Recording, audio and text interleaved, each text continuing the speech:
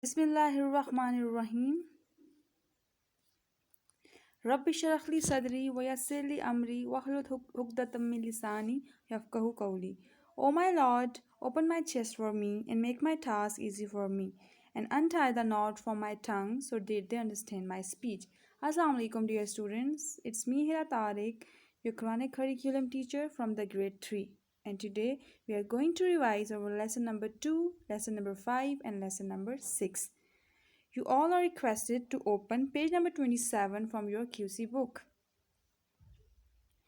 Our lesson number 2 from second term is Story of Surah Al-Kawthar. But before starting the story of Surah Al-Kawthar, you all are requested to recite Surah Al-Kawthar with me. Bismillahirrahmanirrahim. Inna a'tayna kal-kawthar fasalli li rabbika wanhar inna shaniyaka huwal abtar. Sadaqallahul Azim. So students, now we are going to start story of Surah Al-Kawthar, that why Allah has revealed this surah on Prophet sallallahu alaihi wasallam. We have discussed about this thing that when Quraysh was invited by Prophet sallallahu alaihi wasallam to worship only one God. So they turned against Prophet sallallahu alaihi wasallam and they started to harass and tease Prophet sallallahu alaihi wasallam. There were two sons of Muhammad sallallahu alaihi wasallam. One was Qasim and one was Abdullah, and they both died in infancy when they were very young. And then what the enemies of Prophet sallallahu alaihi wasallam have started saying, they have started saying this, that the Prophet sallallahu alaihi wasallam, he has become now rootless, as his both sons had died, and there is no one to carry his name. These things of his enemy hurt Prophet sallallahu alaihi wasallam a lot. At that time, the Quraysh took a great pride in male children. They considered a man without a son as rootless, and he used to say to Prophet sallallahu alaihi wasallam that he has become rootless as his both sons Qasim and Abdullah has died. Now, in that case, Allah has sent Surah Al-Kawthar to console Muhammad sallallahu alaihi wasallam, and he has given a good news to Prophet sallallahu alaihi wasallam about the river Kawthar, that Allah will grant river Kawthar to Prophet sallallahu alaihi wasallam in paradise. And he said to Prophet sallallahu alaihi wasallam that the water of Surah or water of river Kawthar is sweeter than honey and whiter than milk. And Allah has said to Prophet sallallahu alaihi wasallam in Surah Al-Kawthar that tell your enemies that they would be destroyed. So this was a very short story of the revelation of Surah Al-Kawthar on Prophet sallallahu alaihi wasallam. Then we have studied about the two questions from the exercise of lesson number 2. The first was one, what does Surah Al-Kawthar mean?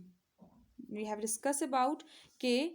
Al-Kawthar means that Allah has granted abundance to Prophet sallallahu alaihi wasallam. Therefore, to your Lord he has to turn in prayer and sacrifice. And for he who hates you, he will be cut off. Then the question number 2 from this lesson is, why was the Surah Al-Kawthar revealed? And I have explained this thing in my lecture that this surah was revealed to Prophet sallallahu alaihi wasallam to console him when his enemies said that he has no one to carry his name, as his both son has died and he has become rootless. Then Allah has sent down this surah to console Prophet sallallahu alaihi wasallam and tell him about the river Kawthar, that Allah will grant him in paradise.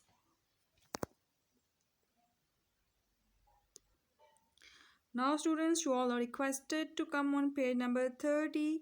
We are going to discuss about lesson number 5, that is rights of Allah. As we all know that students, everyone has some kind of rights and duties. Same is that Allah also has rights, as He is creator of this universe. as He is sustainer of the heaven, the earth, and everything in it. He is only one God, and He has right too.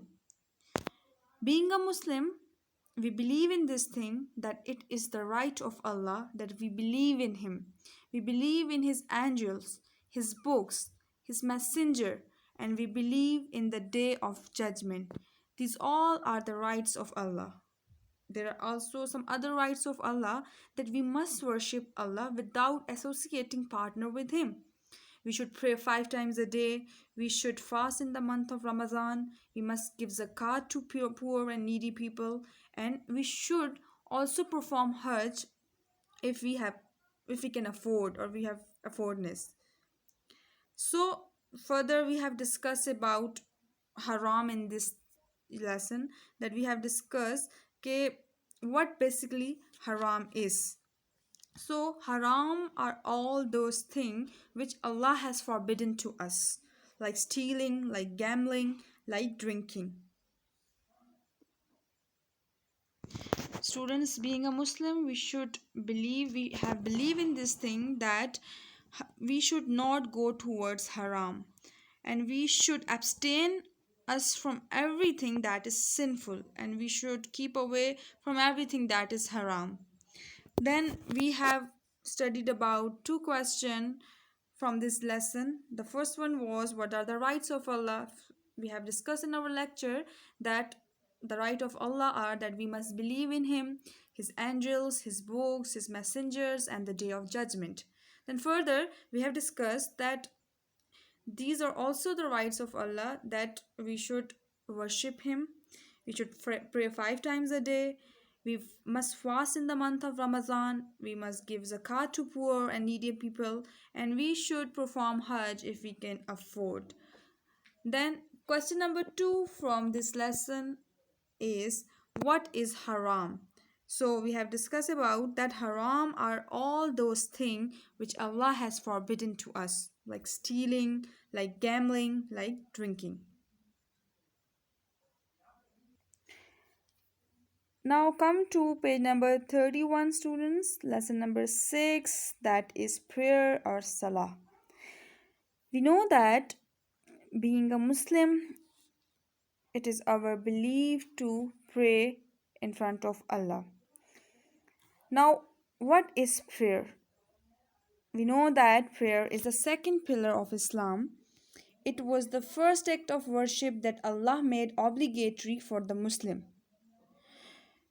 It becomes obligatory in the 10th year of prophethood at the time of Miraj. When Prophet ﷺ went to Miraj, then Allah has given a gift of 5 prayers to Prophet ﷺ. And we know that we must pray 5 times a day. And what are those 5 times? Fajr, Zohar, Asr, Maghrib, and Isha. These prayers have to be performed at the fixed timing. It's not like we will perform the Fajr prayer at the time of Zohar and Zohar at Maghrib. There are the fixed timing for performing all these 5 prayers. The Prophet ﷺ has said in one of his hadiths that he who gives up prayers has indeed disbelieved. Being a Muslim, it is our duty, it is obligatory for us to perform all these prayer. We should not skip any of the prayer from these 5 prayers, that are Fajr, Zohar, Maghrib, and Isha. Then students, we have discussed about the exercise from this lesson. Number 6, the first question from this exercise was, name the second pillar of Islam. So what is the second pillar of Islam? That is prayer or salah. So question number 2 is, when did salah become obligatory in the Muslim? So it becomes obligatory or compulsory in the 10th year of prophethood at the time of Miraj. Then the third question from this lesson is, how many times does a Muslim pray in a day? So we know that Muslim pray 5 times in a day. Then the fourth question was name the five daily prayers. So the five prayers which we perform on daily basis, that are Fajr, Zohar, Asr, Maghrib and Isha. So these were the three lessons we have discussed in our second term. Hope this lecture was fruitful. Take care of yourself. Jazakallah khair. Allah Hafiz.